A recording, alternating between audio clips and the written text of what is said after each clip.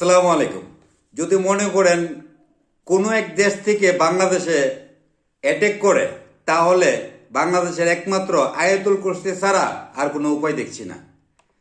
আমরা বাংলাদেশ দুর্নীতি এবং বাটপাড়ির লেগে চ্যাম্পিয়ন।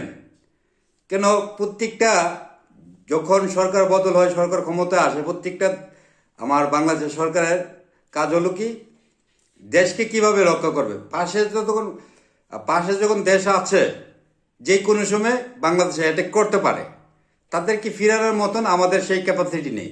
আমাদের ক্যাপাসিটি হলো কি, কিভাবে আমরা নেতা এমপি মন্ত্রী হমু, দুর্নীতি করব, এটাই হচ্ছে আমাদের ক্যাপাসিটি। হয়তো প্রত্যেকটা সরকার বদল হলে, সরকার ক্ষমতায় থাকলে যাতে অন্য দেশকে অ্যাটাকের থেকে ফিরাতে পারি, অথবা যেরকম ইরাকের উপরে একের পর এক যুক্তরাষ্ট্র, আমেরিকা, ইসরায়েল আক্রমণ করত। ওরা সহ্য করতে করতে ধীরে ধীরে ধীরে ধীরে তাদের হাতিয়ার মজবুত করার পরে এতদিনে 27টা ঘাঁটির মধ্যে একবারে শুরু করে দিয়েছে। তারা যদি বিগত 2 বছর মিসাইল ছুড়ে, তারপরও তাদের এই সরঞ্জাম এগুলো শেষ হবে না। তা আমাদের বাংলাদেশের যে বর্তমানে হয়তো অনেক শিক্ষার্থীরা আছে, তাদের পিছনে শ্রম দেওয়ার দরকার। বিভিন্ন সরঞ্জাম, বিভিন্ন জনের অ্যাটাক, হেলিকপ্টার অথবা বেশি যে মিসাইল টিসাইল এগুলো বানাতে পারে, সেগুলো থেকে মনোযোগ না দিয়ে দুর্নীতির দিকে আমরা মনোযোগ দিই। তা আজকে লেগে গিয়েছে। হয়তো আল্লাহ এই কাজ না করুক, কোনো পাশের এক দেশ থেকে বাংলাদেশে মারলো, তাহলে বাংলাদেশের উপায়টা কি হবে? তো একের পর এক সরকার যাচ্ছে আসছে, এটা নিয়ে কেউ মাথা ঘামায় না। শুধু তাদের মাথায় ক্ষমতায় কতদিন থাকবে, অথবা দুর্নীতি কিভাবে করবে, দুর্নীতি কিভাবে দামাচাপা দিতে পারবে, সেটাই নিয়ে চিন্তা ভাবনা, চেতনা।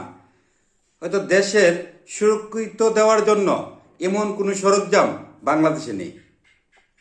কম বেশ আশেপাশে দেশে কিন্তু কম বেশ ভালো কিছু আছে, যে কোনো দেশের সাথে তারা লড়াই করতে পারবে। তা আমাদের কিন্তু হয়তো আগে দেখা যায়, আগে তো হয়তো পাকিস্তানের সাথে হয়েছিল, হওয়ার পরে এখানে পাশাপাশি অন্যরাও সহযোগিতা করার কারণে কিন্তু হয়তো তাই বেশ কিছু বাংলাদেশি মানুষ মারা গিয়েছেন যুদ্ধ করে, অথবা দেশ স্বাধীন হয়েছে। স্বাধীন হওয়ার পর থেকে হয়তোবা পরবর্তী যে স্বাধীন হওয়াটাই কি শেষ, না আবার যে কোনো দেশের সাথে কোনো গেই গঞ্জাম লেগে যেতে পারে। যুদ্ধ লেগে যায়, তাহলে কি করতে পারবে? কোনো কিছু নেই। হয়তো আগে ছিল, অথবা তাদেরও তো এরকম কোনো কিছু ছিল না। তারা আসছে বাংলাদেশে, এসে মারামারি করছে, আমরা বিজয় অর্জন করছি। এখন তো সেই দিন নাই। এখন দিন এক দেশের থেকে বই আরেক দেশে সুইচ টিপ দিবে, সেই দেশে গিয়ে পড়বে। তো এই সুইচ টিপ দেওয়ার মিসাইলগুলো তো আমার বাংলাদেশে উৎপন্ন করতে পারে না। এই যে ইরানে আস্তে আস্তে আস্তে আস্তে যেভাবে তাদের উপরে অত্যাচার করতে করতে, অত্যাচার সহ্য করতে করতে, তারা আস্তে ধীরে ধীরে পদক্ষেপ নিয়ে এতদিনে যেই দেশের উপরে কোনো বিশ্বের মধ্যে কোনো দেশ হাত নাড়াতে পারে না, কথা বলতে পারে না, সেই 2টা দেশকে নাকামি চোবা খাওয়াচ্ছে ইরানে।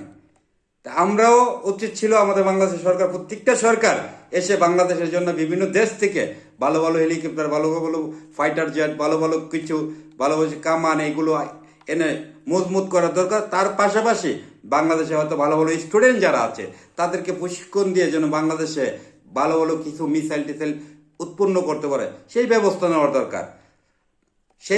নেওয়ার দরকার। বাংলাদেশের কাজ হলো দুর্নীতি করুন, আমি ক্ষমতায় আসলে আমারটা দাবা দিয়ে আমি দুর্নীতি করে আর দায়ী করে, আমার দল ক্ষমতা আসলে দামাচাপা দিয়ে এটি শেষ।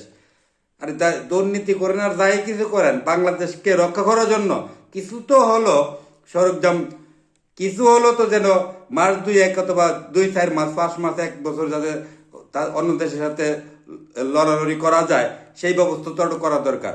সরকারকে আহ্বান জানাবো, হয়তো যারা ভালো ভালো শিক্ষা কারিগর আছে, তাদের পিছনে বাংলাদেশে কিছু উৎপন্ন করার জন্য।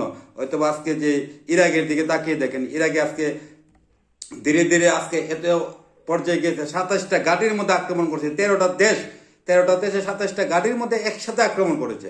তারপরও ইরাককে এতবার আবেদন জানাচ্ছে বিরতি দেওয়ার জন্য, তারা কোনো কথাই তোয়াক্কা না করে চালিয়ে যাচ্ছে।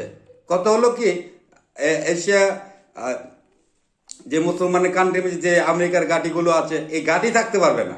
এই ঘাঁটি সম্পূর্ণ উঠিয়ে নিতে হবে। আর তাদের নেতা মেরে ফেলেছে, এই নেতার প্রতিশোধ হয়তো মরবো না হইলে বাঁচবো, সেই প্রতিশোধ দিয়ে কিন্তু ইরান নেমেছে। তা আমরা কি করব? আমাদের পাশের দেশে হয়তো দেখা যায় মুখে আমরা ফালাফালি করি, গালাগালি করি, যাই কিছু করি, বাস্তবে তো আমাদের কাছে সেই ধরনের সরঞ্জাম আমাদের বাংলাদেশের গভর্নমেন্টের আছে নাই। দুর্নীতির পুরস্কার আছে, দুর্নীতির সেরা আছি আমরা। আমাদের সরকারকে আহ্বান জানাবো, নতুন সরকার এসেছেন আমাদের বাংলাদেশকে রক্ষা করার জন্য। যেই কোনো সময় হয়তো সারা জীবন তো এক দেশকে তেল মেরে চলা যায় না, হয়তো যে কোনোভাবেই লেগে গেল। তারা যদি একটু মারে, আমরা তারা 10টা মারলো যেন আমরা একটা মারতে পারি, সেই ব্যবস্থাটা বাংলাদেশের যে সেনাবাহিনী, নৌবাহিনী, বিমান বাহিনী, পুলিশ বাহিনী আছে তাদের কাছে যেন এই ধরনের সরঞ্জাম থাকে, ভালো ভালো ফাইটার জেট এগুলো যেন থাকে, সেই ব্যবস্থাটা সরকারকে করার দরকার মনে করি। এখন মেরে দেওয়ার পরে আয়াতুল কুরসি সবাই পড়তে হবে, এছাড়া আর কোনো উপায় নাই। তা আশা করি এই বিশ্বের যে আজকে এই 2025 সালে যেভাবে ইরাক থেকে যেভাবে আক্রমণ শুরু করছে, অথবা তাদের কাছে যদিও ইউরোপ আমেরিকার মতো নয়, তারপরে তো তারা 2 বছর একটানা যুদ্ধ চালিয়ে যেতে পারবে, তাদের চালিয়ে যেতে পারবে। এখন যে বড় বড় দেশগুলো নাকামি চোবা খাচ্ছে এবং অনেক দেশ থেকে বিভিন্ন ঘাঁটিগুলো উঠে যাচ্ছে। কারণ কি, মুসলিমদের যে আজকে ধৈর্যের সীমা যখন পারিয়ে যায় তখন কেউ কাউকে ছাড় দেয় না। হয়তো সবসময় যুক্তরাষ্ট্র আপনার লোক বেশি, ক্ষমতা বেশি, একজন নিরীহ দেশকে, নিরীহ লোককে শুধু আক্রমণ করতে থাকবেন, তখন সেই নিরীহ লোকটা গোপনে গোপনে যেভাবে হোক তার সবকিছু মুদমুদ করে মরণ বাঁচার লড়াই নিয়ে এখন নামছে। এখন হয়তো আল্লাহ এই কাজ না করুক, যদি ইরান হেরে যায় তাহলে বিশ্বের মুসলমানরা অনেক লাঞ্ছিত হবে। তাহলে দোয়া করি আল্লাহর কাছে, আল্লাহ যেন ইরানকে জয়যুক্ত করে এবং ইরান যদি দাঁড়িয়ে যেতে পারে, বিশ্বের মুসলমান বুক ফুলিয়ে কথা বলতে পারবে। ইরানকে জয়যুক্ত করার জন্য সকল দেশবাসীর কাছে দোয়া কামনা করছি, সবাই দোয়া করবেন। আমি কাজী মুখলেস বিদায় নিলাম। আসসালামু আলাইকুম।